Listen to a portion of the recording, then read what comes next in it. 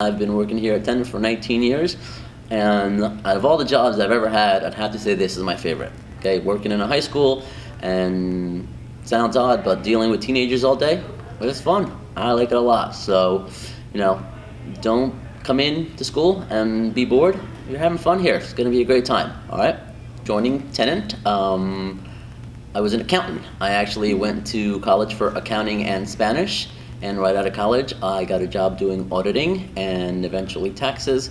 And then after about a year of doing that, I was pretty sure I didn't want to do that for the rest of my life. So I transitioned to my second major, which was Spanish, and I became a Spanish teacher. And I got a job pretty shortly after I decided to change over, so I was pretty lucky. So I teach mostly level 1s and 2s. I've taught all of the levels through four honors, but I like teaching the lower levels because I can see the most growth, especially in level 1. Well, my experience in education has been the last 19 years of working here at Tenant. It's pretty much just coming in every day and doing my job. My field is Spanish. Spanish is my first language, so that's where my experience came in. I learned how to speak Spanish first until I was 5, and then from then on I was educated in English. So although I am a Spanish teacher, and Spanish was my first language, English is my educated language, so I speak better English. What inspires me as a teacher? Well, that has to do with being an accountant. When I was an accountant, I was very bored, and anything the computer ever said was never good. It was always error messages that something was wrong. So I like the interaction with people and with kids every day, the different personalities that you have to deal with, both in a good and a bad way. But I just really enjoy being around people, and I think it just makes my day go by a lot faster when I can sit in front of a bunch of students instead of a computer. I have 4 children. My wife and I have been married for, 15 years, 16, 17, I don't know, it's been a long time. We've been together for even longer than that. It's 20-something. We have a 13-year-old that's about to go to high school next year, and kids that are very active. My one son's on 4 basketball teams.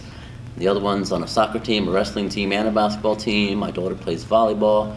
So family life is crazy. It's a lot of driving, a lot of running around, and basically after school is like a second job of taking kids to and from practices. My hobbies outside of school, other than driving my kids around apparently, is just to be active. I like to go and do things outside. I really enjoy having chickens.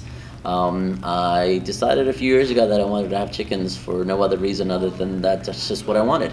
So I built a chicken coop in my backyard, and currently I have 16 chickens, and they're pretty awesome. I get home and I let them out and they run around the yard, and they're oddly relaxing.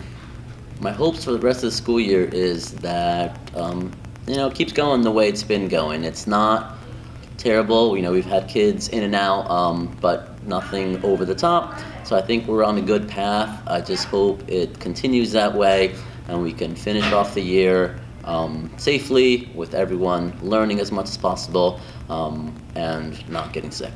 Well, unlike any other department here at William Tennant, we do try to take trips to other countries. We didn't do one last year, obviously, because of COVID.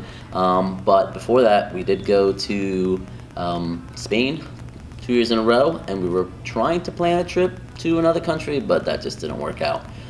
So hopefully, obviously we're not doing it this year, but in the next coming year or 2, we can plan another trip to a foreign country, Spain, maybe Mexico, Costa Rica, or any of those South American countries that are very pretty.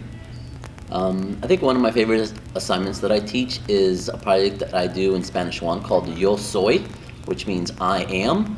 And what you do is you put yo soy with your name, and then underneath your name you write adjectives that describe you. So the letters of your name have to be used or have to be included in the adjective itself. So yo soy, Ariel, for example, that's my name. So the A in Ariel could be used for yo soy bajo, which means I am short. And then you go through all the letters, so essentially you're introducing yourself and also giving descriptors about yourself with the adjectives that you say. So I really enjoy that project. Plus it gives kids a chance to be creative because they're allowed to put artwork and pictures and things on it that describe that go along with the adjectives that they use to describe themselves. Adios.